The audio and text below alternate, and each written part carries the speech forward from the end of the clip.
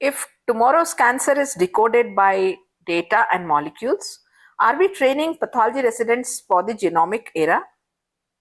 Welcome to Dr. Sudha S. Murthy's Precision Cancer Question, where we challenge the status quo in cancer care, one question at a time.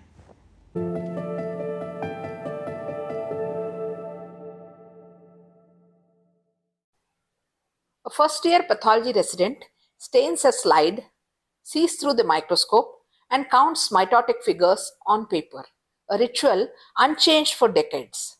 Meanwhile, across the hall, an NGS workstation hums quietly, decoding a tumor's 20,000 genes.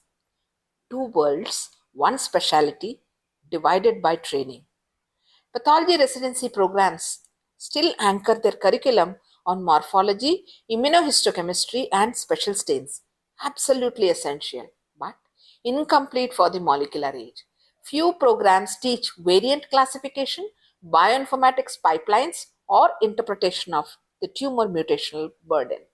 When the same resident joins a tumor board confronted by NGS reports and gene panels, they realize the microscope can't answer all the questions anymore and therefore get disinterested.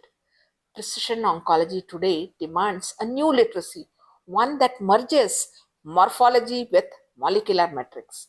At minimum, pathologists of the future must know how to recognize when a molecular test is indicated.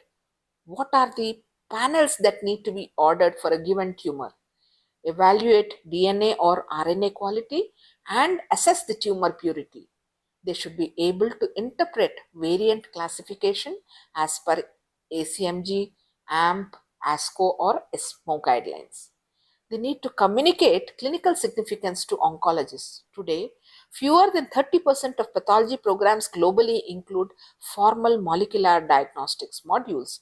Even fewer assess bioinformatics competency.